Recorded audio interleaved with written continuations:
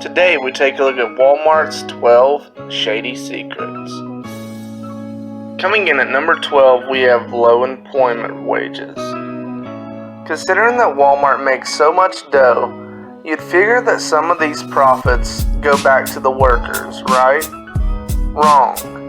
Walmart has no interest in sharing this success with the 1.4 million U.S. workers who keep the company afloat. And Walmart employees still work long hours at low wages. Walmart HQ always says that the company can't afford to pay people a living wage, but that's hogwash. As Vox points out, Walmart could have easily used their savings from the controversial 2017 tax cuts to raise every employee's base rate to over $15 per hour without a sweat. Guess what they did instead? Sent $20 billion to their wealthy shareholders. Apparently that's not greedy enough for Walmart though, because Bloomberg says they also dole out huge annual bonuses to their executives year after year, despite prior claims that they'd stop. So no, it's not that they can't raise wages, it's that they don't care. And you don't need to be Robin Hood or Bernie Sanders to have issues with this. Coming in at number 11, we have Walmart loves calling the cops. You ever live next to that annoying neighbor who calls the cops every time they hear a party at your house, instead of just politely knocking and asking you to tone down the volume? Well, Walmart is that neighbor.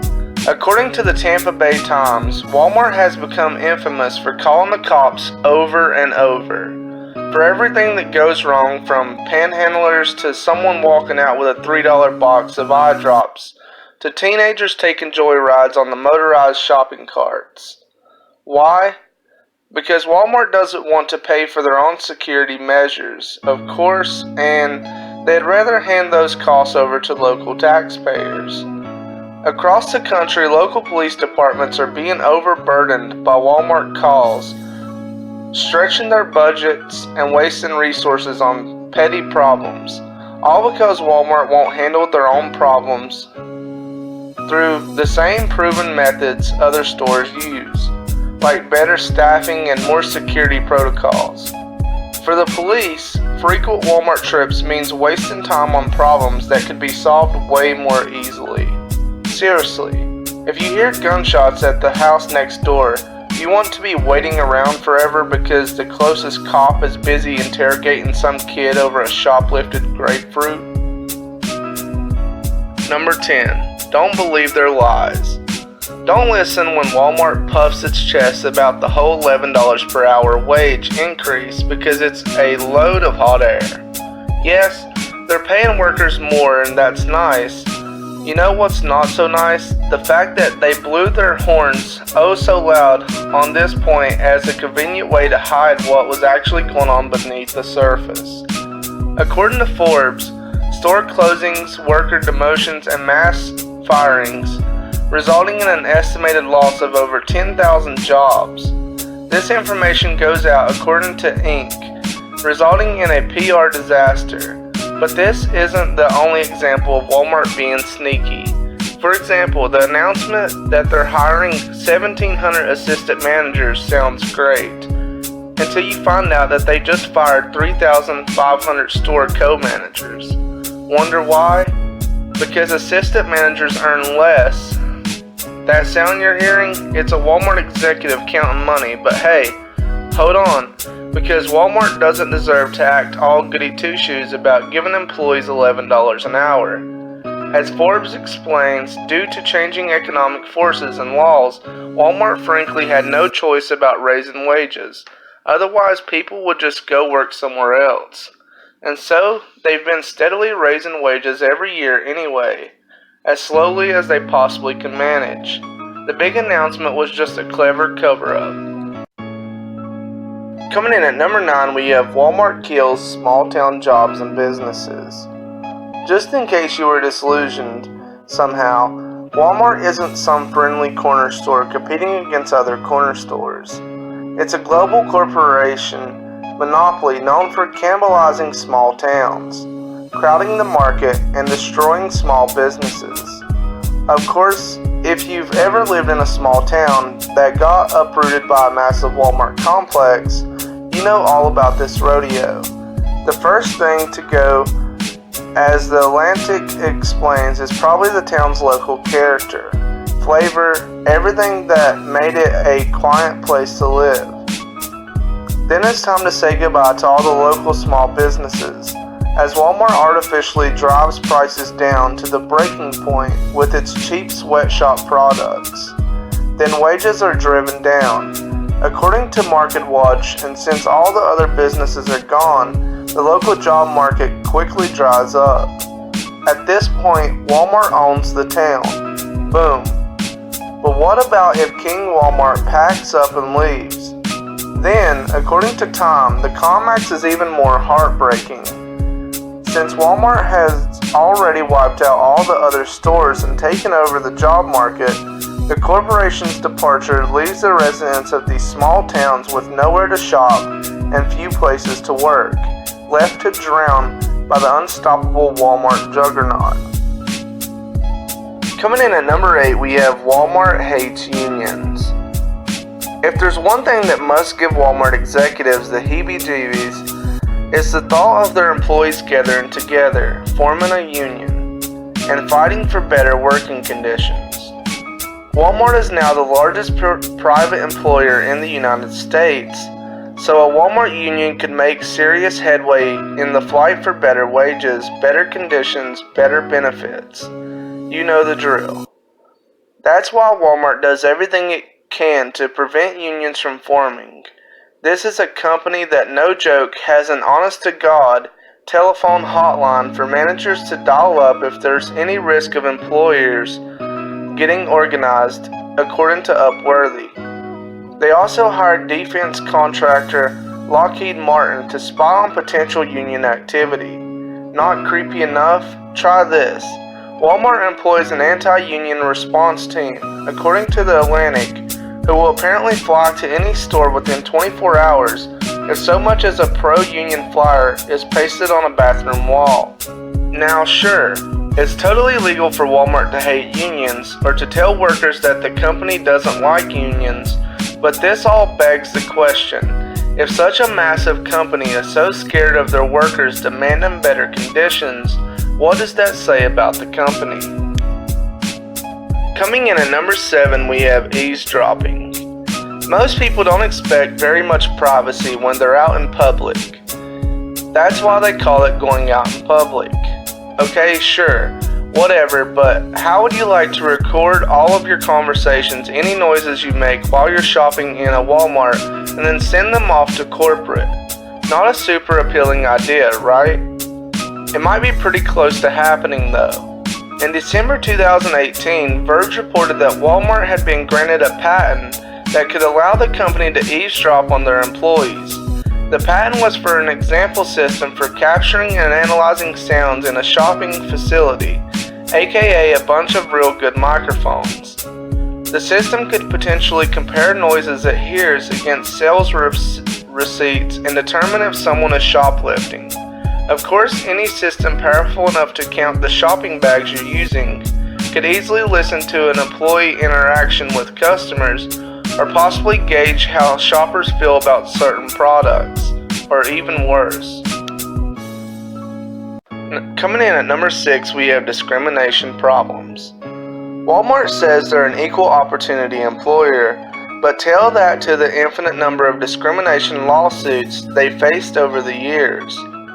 The 2 decades of sexual discrimination charges are bad enough, according to Bloomberg, and this mountain is topped off by the latest allegation in 2018, reported by NPR regarding discrimination against pregnant women. The problems run deeper, though. An analyst by Fortune found that more than half of the company's job listings used male-biased language coding, and the language only got more biased the higher up it was on the corporate ladder. Women aren't the only demographic Walmart has discriminated against, though. For example, Business Insider reports that some Walmarts have a policy of locking up all the African American targeted beauty products. and not other ones, thus requiring black customers to ask for a key. Another group that's been discriminated against: the disabled. In 2008, Walmart faced a disability discrimination lawsuit, according to ABC, when a current employee who became disabled was not permitted to continue her job, then not offered a replacement job with a competitive wage. She was working for $13 per hour, and Walmart wanted to stick her in a job only earning $6.20 an hour. The case went to the Supreme Court, at which point Walmart paid her a settlement. Apparently the company didn't learn much from this experience, because a very similar discrimination lawsuit was filed in 2018, according to the Portland, Maine Press Herald. Coming in at number 5, we have stealing wages. The real theft problem at Walmart isn't customers stealing the items off the racks. It's Walmart stealing wages from employees. According to the Philadelphia Inquirer, Walmart has been found guilty of forcing associates to work off the clock, to skip their breaks, and other shady maneuvers designed to deprive workers of wages. This problem has gotten so bad that in 2018, Truthout reported that Walmart and other major corporations have been forced to pay billions of dollars in combined wage theft penalties over the years. Of these companies, Walmart was the only retailer listed among the top 12 offenders. Probably one of the sketchiest thievery tactics they've used was in 2014, when The Guardian wrote that Walmart was ordering low-level employees to buy brand new $50 uniforms. Not only is this a pretty crappy thing to ask from workers living on food stamps, but the dress code change was priced to earn the Walmart Corporation a tidy profit of $50 to $100 million, right off the backs of their struggling employees. Coming in at number 4, we have overnight employees locked in without pay. The idea of Walmart locking its overnight employees into the store sounds like a Black Mirror premise, but it really happened. For 15 years, Walmart stores in areas with a higher theft risk operated under a bell-ring policy where overnight workers would, yes, be locked inside their workplace. If you're thinking this could cause terrible problems in cases of medical emergencies or equipment malfunctions, well, yeah, it did. According to The Independent, perhaps the worst case was when a hurricane hit a Florida store and the workers were trapped inside. One woman, Michelle Braun, alleged that Walmart had locked her in the building after she'd punched out and forced her to work the overnight shift without pay. According to the Philadelphia Inquirer, it was later revealed that many of the workers being locked into the store were undocumented immigrant workers, which led to a widely publicized legal battle with Walmart's lock-in policy under the microscope. Though Walmart won the case against their employees, reports of store-wide lock-ins haven't appeared since, so it's likely that the policy isn't around anymore. God bless Sam Walton. Coming in at number 3, we have prison labor. The private for-profit prison system, now commonplace in the United States, is a dystopian nightmare where U.S. citizens are handed unbelievably long sentences and then forced to work. Guess who employs them? That's right, big corporations like Walmart. Of course, Walmart doesn't directly employ prison labor, bad for PR, you know. Instead, they use cover organizations like Matori Farms, as Mike explains, which forces imprisoned U.S. women to spend long hours harvesting produce in the hot sun without water, sunscreen, or food. These prison workers, whose participation is involuntary, earns only $2 an hour. Dirt low wages mean low prices, huge bonuses for executives, and a nice little Made in the USA sticker on a product. Walmart certainly isn't the only corporation doing this, according to Pacific Standard, but the next time you see that sticker, just remember, it might have been funded by modern slavery, especially if you like the price.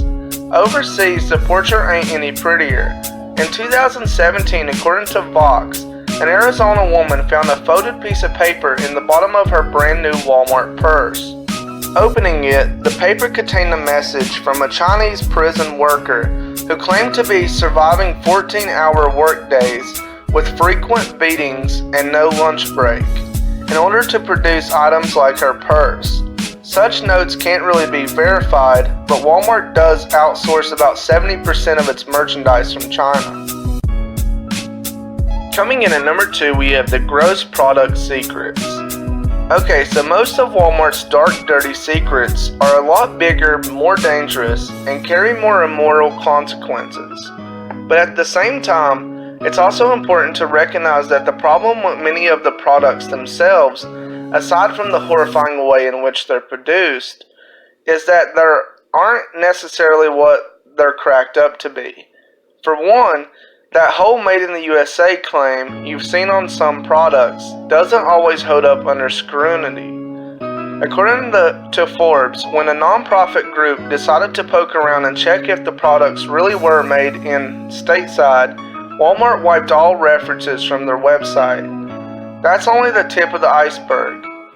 In 2016, Walmart was sued for putting too much cellulose filler in their 100% shredded Parmesan cheese. According to Time, not gross enough.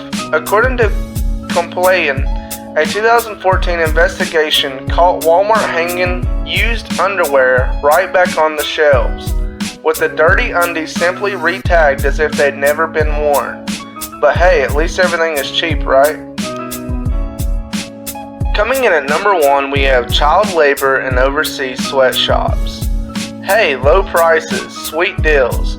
How does Walmart afford to produce and sell such affordable bookshelves, purses, and clothing? Get a barf bag ready, because the answer is just what you are afraid of. Walmart's cheap products are often sourced from sweatshops in developing countries where women and/or children work under nightmarish conditions. Remember that garment factory in Bangladesh that collapsed in 2013, killing over 1,100 people? Well, the Telegraph points out that Walmart was one of their top clients, and hundreds of girls employed by that factory were as young as 13 years old. The situations in these sweatshops are just as abusive as you'd think. According to CNN, female workers in Walmart's overseas factories struggle through mandatory overtime day after day in an unsafe workplace for minimal pay, enduring temperatures so hot that mass fainting episodes are a real thing. So yes, that's why your Walmart shirt is so cheap. Even in the United States though, Walmart has gotten embroiled in an uncomfortably sustainable list of child labor scandals. According to the Irish Independent, with kids as young as 5 doing demanding farm work. The Morningside Center points out that Walmart has faced multiple fines over and over again for this same issue.